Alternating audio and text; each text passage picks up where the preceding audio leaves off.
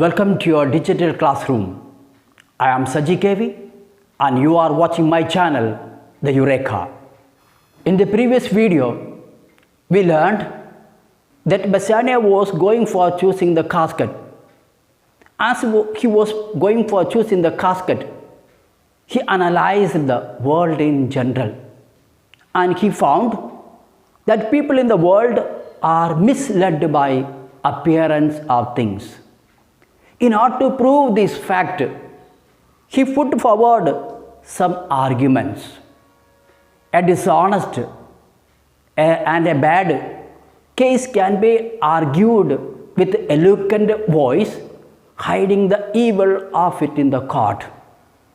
In the same way, a pious, religious-looking man can approve by quoting example from the Bible that the sin that he committed is innocent and approved by the Bible.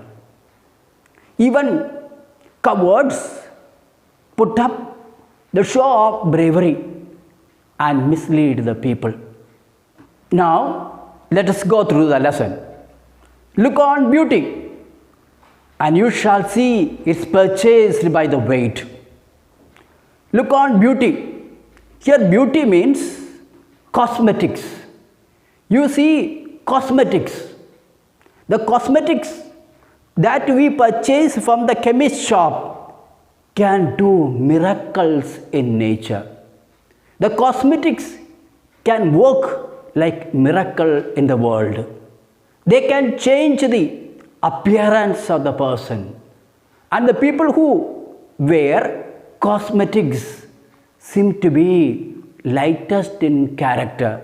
They lack moral character.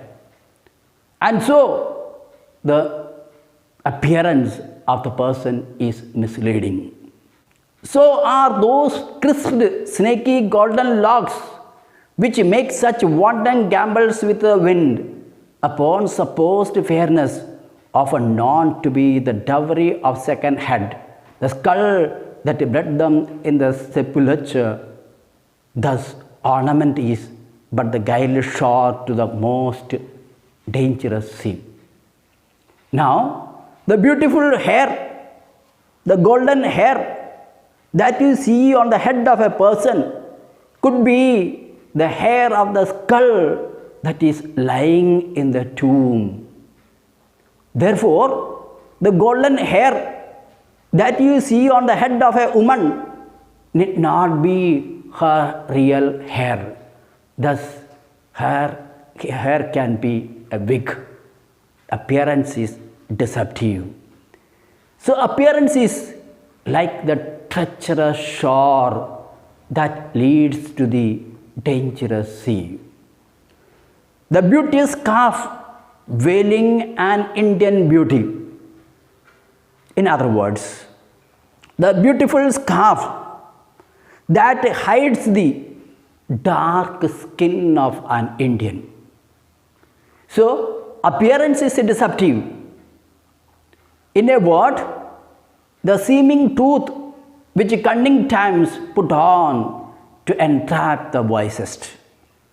In brief, the appearance put up by crafty, cunning person can mislead even the wisest man of this world. Therefore, the gaudy gold, hard food of Midas, I will none of thee. Therefore, the shiny gold, which is the hard food of Midas, I shall not choose the gold casket, which is shining, which is glittering, but I do not want such hard food of Midas. Midas was the wealthy Greek king who got the gift from God that whatever he touches should become gold. And as he received that gift, whatever he touched became gold, even food. Thus, it became the hard food of Midas. Such food I do not want. nor none of thee, thou pale common drudge, between man and man. I shall not want the common slave, the silver coin that passes from man to man in the form of transaction. In other words, I do not want the silver coins that passes from man to man in the form of transaction. Drudge means slave. I do not want the common slave that passes from man to man. But thou meek lad, which rather threatens than does to promise aught, thy paleness moves me more than eloquence, and here I choose, joy be the consequence. Your unattractive appearance, the unattractive appearance of the lad, moves me more than the attractive appearance of gold or silver. The eloquent words written on gold and silver casket do not appeal to me as much as the words written on the lead casket. Whoever chooses me shall give and hazard all that he has. The inscription that offers a thread attracts me more than the attractive inscriptions written on gold and silver caskets. And therefore, I move forward and choose the lead casket. Let joy be the result of my choice. And Bassanio chooses the casket. Portia, how all other passions flee to air as doubtful thoughts and rash embrace despair and shudder fear and green-eyed jealousy. May all my passions disappear into the air. The feeling of doubt, despair, fear, jealousy should disappear into the air. Portia was doubtful whether Bassanio will succeed in choosing the right casket. She was fearful whether Bassanio will succeed in choosing the right casket. And therefore, such fearful thoughts, doubtful thoughts, jealousy, despair, etc. should disappear from heart. All love be moderate, allay thy ecstasy. O God of love, moderate my joy, otherwise I may suffer from excess of it, excess joy. In measure, reign by joy, scant this excess. You shower your joy abundantly upon me, therefore reduce the excess of it. God of love showers great blessings to Portia as Bassanio has chosen the right casket. I feel too much thy blessing, make it less, for fear I suffer. I feel too much of joy, therefore make it less, otherwise I may suffer excess of it. And now Bassanio opened the lead casket and sees the content of it. Bassanio, what find I here? What do I find here? Bassanio has found the portrait of Portia in the lead casket. He opens the lead casket and looks at the portrait of Portia. Fair Portia's counterfeit. It is the portrait of Portia. Life-like portrait of Portia. Counterfeit. It's a life-like portrait of Portia. What demigod hath come so near a creation? Who is that divine person that painted this beautiful portrait? It seems no human being can paint such a beautiful portrait. And so he tells a demigod, a divine person has drawn such a beautiful portrait. Move these eyes, or whether riding on the balls of mine, they seem in motion. Do these eyes move, or they ride on my eyeballs? It seems eyes of Portia moving. Here are severed lips parted with sweet breath. Here are her lips parted with sweet breath. So sweet a bar should shudder such sweet friends. It's like the sweet bar that separates two good friends. Here in hair, the painter plays the spider and hath woven a golden mesh to entrap the hearts of men faster than the gnats in cobwebs. Here is her golden beautiful hair. It seemed that the painter has worked like a spider and made this beautiful golden hair. It attracts the heart of men more than the cobwebs attracts the gnats in the webs. So it is so attractively painted that the golden hair of Portia attracts the heart of men more than the cobwebs attracts gnats, insects in their webs, which is made by spider. But her eyes, how should he see through them?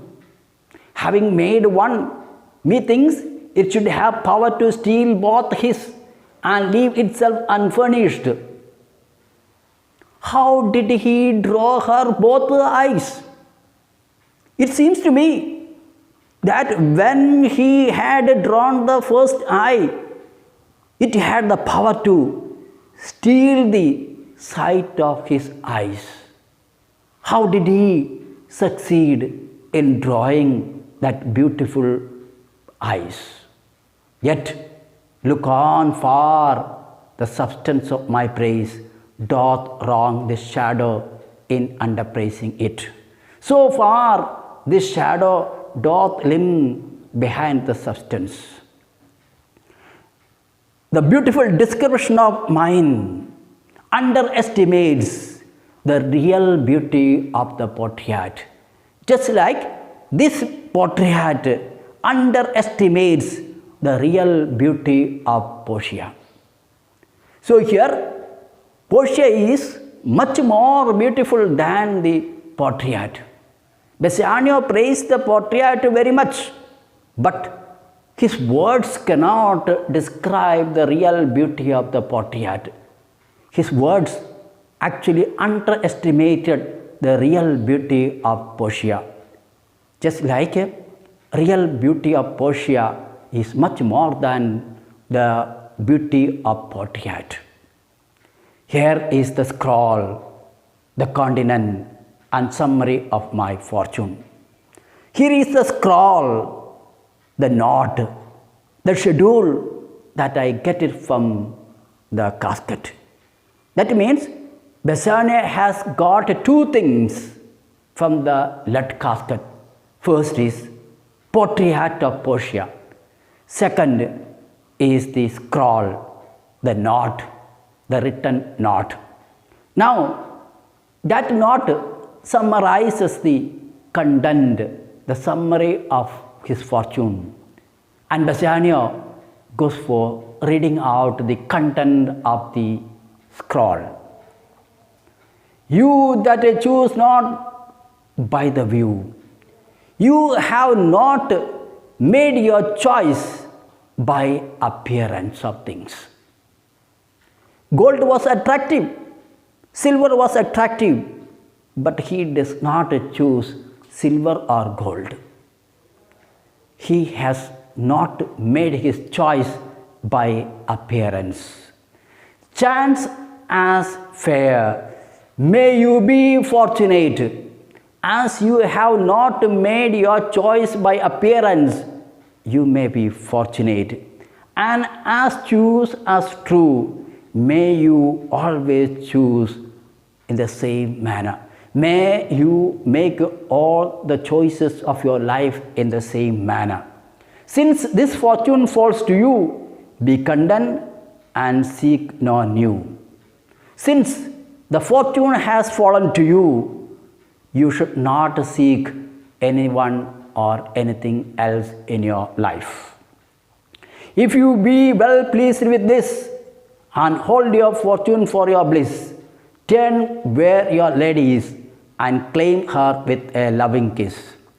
And if you are pleased with what you have got it, then claim the lady with a kiss. Gentle scroll. It's a beautiful scroll. Fair lady, by your leave, I come by not to give and to receive. So it is really a beautiful scroll. I come to you with the nod that to receive and give a kiss. Like one of two contending in a prize, that things he hath done well in people's eyes, hearing applause and universal shout, giddy in spirit, still gazing in doubt whether those pearls are praised by his or no. So here, my condition is like the condition of two competitors competing for a prize, and hearing the applause and shouting of the people, I think this shouting is meant for me. Yet I am excited and in doubtful state whether this applause, shouting, cheering, etc. are for me till it is confirmed from Portia. So thrice fair lady, stand I even so as doubtful whether what I see be true until confirmed, signed and ratified by you. Therefore, I stand here in doubtful state till it is approved from you that I have made the right choice and you are pleased with the choice that I have made. Therefore, I wait here for your confirmation and approval of my choice.